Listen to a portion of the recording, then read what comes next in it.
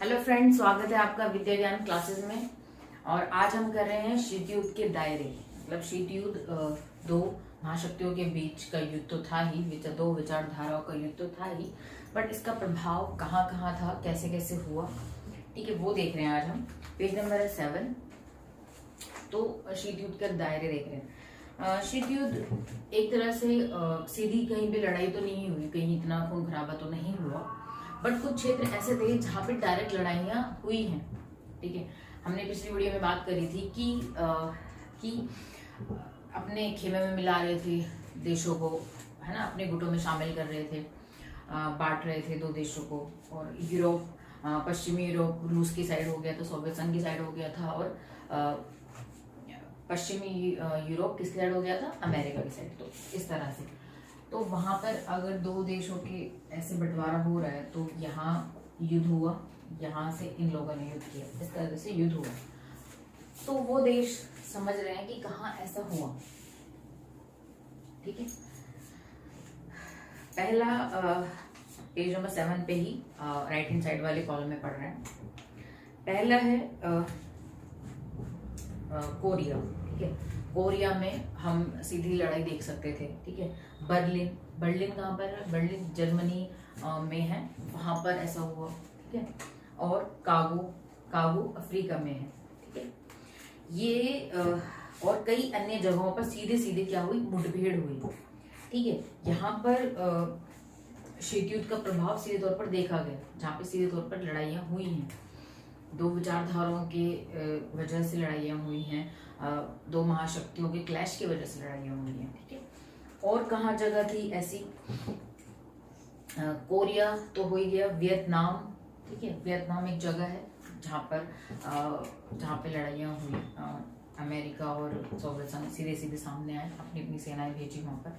ठीक है, अफगानिस्तान, अफगानिस्तान उस समय से लेके आज तक प्रभावित है। ठीक है, और दोनों महाशक्तियों का प्रभाव है वहाँ पे। ठीक है, अफगानिस्तान पर अटैक किया सोवियत संघ ने, फिर अमेरिका आया उसे बचाने, और वहाँ पर मुठभेड़ हो रही है।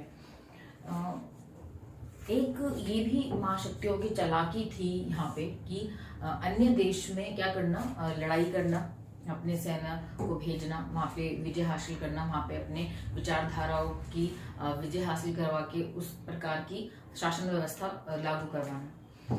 पर चालाकपना जो मैं कह रही हूँ वो क्या था, अपने देश की वहाँ पे लड़ाई नहीं करी, क्योंकि वहाँ पे क्या होता है, अपने जो आपका संसाधन है, व्यवस्था है, इंफ्रास्ट्रक्चर है जो आपका, वो खराब नहीं होगा। वो कहाँ खराब होगा, अन्य देश में, उसका बुरा हाल हो जाता है ना उस देश का। तो वहाँ पे दोनों सेनाएं लड़ रही हैं, तो उस देश की कंडीशन कितनी खराब हो जाती है जहाँ पे युद्ध होता है।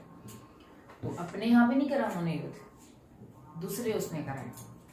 ठीक है, ये इसे चालाकपना बोलते हैं, है ना। तो ये दिखाया उसने।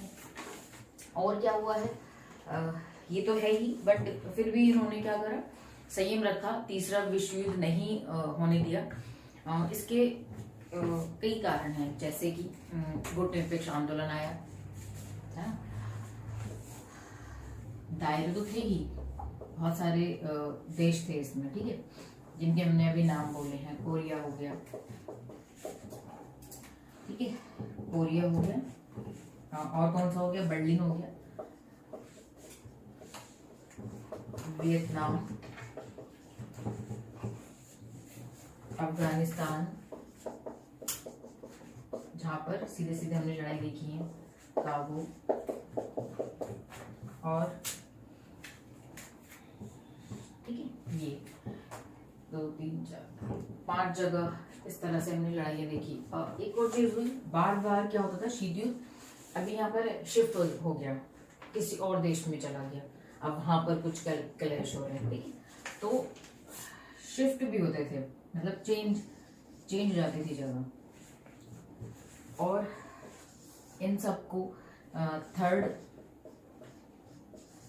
वर्ल्ड वॉर रोका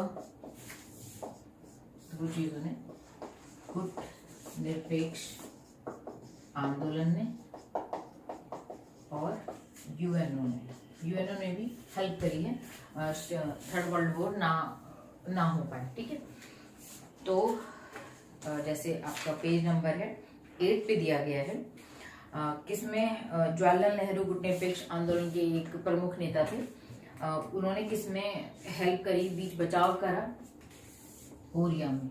नेहरू ने, यहाँ पे युद्ध हुआ था तो यहाँ पे बीच करा कोरिया ने, और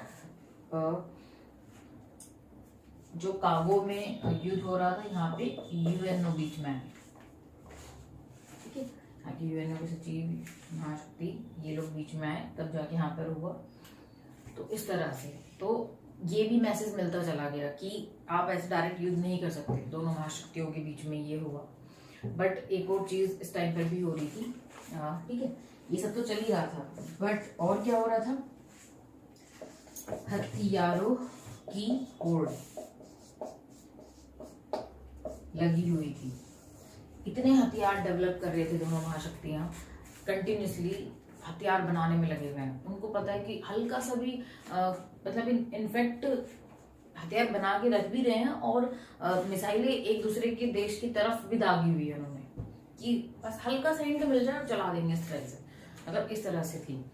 तो एक और चीज भी आई आपकी बुक में, एक बात बोली गई है पेज नंबर 8 के लास्ट पैराग्राफ में, कि यदि ऑफ कोर्स कौन बना रहा है भाई, हथियार सेना के पास होते हैं, किसी जो प्रेसिडेंट है वो थोड़ी देख रहा है, सेना देख रही है ना। तो हथियार इस तरह से रखे हुए हैं, और बाई चांस से वो हथियार चल जाए बाई मिस्टेक, उसका जिम्मेदार कौन होगा? युद्ध स्टार्ट हो जाएगा, फिर पूरी दुनिया बर्बाद हो जाएगी, है ना। तो ये सब चीजें भी सामने आई, और एक और चीज बोली गई फिर, दोनों देशों को लगा कि हमें क्या करना चाहिए, जो हथियारों की होड़ है उस पर रोक लगानी चाहिए, ठीक है। दोनों महाशक्तियों को लगा कि रोक लगा लेनी चाहिए, और इस पे समझौते हुए गई। ये बात है आपकी 1960 के अराउंड की, हाँ 1960 के दशक की बात है ये, जब रोक लगाने की बात करी गई कि हमें रोक लगा लेनी चाहिए अपने हथियार पे, क्योंकि एक तो जब सेकेंड वर्ल्ड वॉर से वो उभरे ही थे, फिर शीत युद्ध स्टार्ट हो गया, और इतने हथियार, तो इससे उनका जो आर्थिक स्थिति थी दोनों महाशक्तियों की, बहुत तो वेस्ट हो रही थी हथियारों पे, है ना। आप सारा अपना जो भी धन है बहुत बड़ा उसका पार्ट आप विकास पे ना लगा के, लोगों की सुविधाओं पे ना लगा के, किस पे लगा रहे हो? हथियारों पे लगा रहे हो, है ना।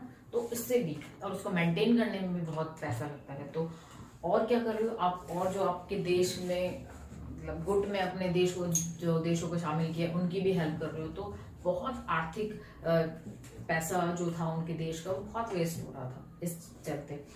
तो इसीलिए भी उन्होंने सोचा कि समझौता कर लेते हैं, कि रोक लगाते हैं हम हथियारों पे, ठीक है। और वो क्या हुए थे, कुछ इनकी संधि हुई थी, वो संधियों के नाम है परमाणु परीक्षण प्रतिबंध संधि, की जो परमाणु परीक्षण है उस पर प्रतिबंध होना चाहिए, ठीक है। नेक्स्ट कौन सी? परमाणु अप्रसार संधि, जो परमाणु है उसका प्रसार करना, जो उसको फैलाना, उसको कम करना। परमाणु प्रेक्षपात परिसीमन संधि, तो ये इस 3 संधियां थी जो हुई कि अब हथियारों की होड़ को कम करेंगे, और फालतू जो पैसा लग रहा है उस पर रोक लगाएंगे, ठीक है।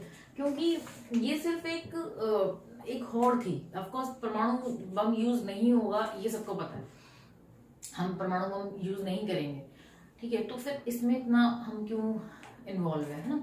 इसीलिए भी दोनों महाशक्तियां सहमत हुई, और ये समझौता हुआ इन दोनों महाशक्तियों के बीच में। इसके बाद महाशक्तियों ने शस्त्र परिसीमन के लिए वार्ताओं के कई दौर किए, और हथियारों पर अंकुश रखने के लिए अनेक संधियां की। ये तो मेन है ही, और भी अनेक संधियां करी, तो इस तरह से, ठीक है। मगर ऐसा नहीं है कि शीत युद्ध का दौर रुका। शीत युद्ध की शंकाएं आज भी मौजूद है।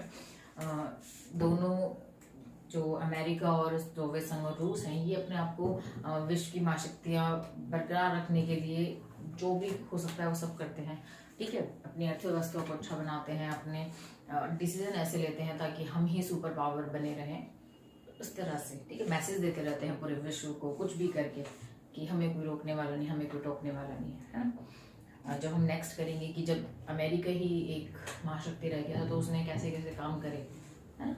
उसके बारे में पढ़ेंगे। तो महाशक्तियाँ अपने आप को बरकरार रखने के लिए बहुत कुछ करती हैं। तो ये टॉपिक इतना ही है। दायरा जो था, यहाँ पे डायरेक्ट लड़ाइयाँ हुई, उसके बाद चेंजेस होते गए शीत युद्ध में, शीत युद्ध बरकरार रहा, थर्ड वर्ल्ड वॉर रुकी इनकी वजह से, इन दोनों चीज़ों की वजह से, ठीक है। और दोनों महाशक्तियों को पता था कि परमाणु बम यूज नहीं कर सकते, थर्ड वर्ल्ड वॉर नहीं भी हो सकता। बट शीत युद्ध के टाइम पर बहुत डर था सबके मन में कि कुछ हो ना जाए, क्योंकि वो चल ही रहा था, ठीक है। फिर हथियार की तो होड़ हो ही रही थी। फिर उनको लगा 1960 के दौरान कि रोक लेना चाहिए पटना संधि। बट ऐसा कहा जाता है कि संधियां हुई भी, बट फिर भी अंदर ही अंदर एक दूसरे को हम शंका से देख रहे हैं और अंदर ही अंदर हथियार बना रहे हैं, ये भी था इस तरह से, ठीक है। तो ये है। और अगले में पढ़ेंगे दो ध्रुवों को चुनौती कैसे मिली, है ना।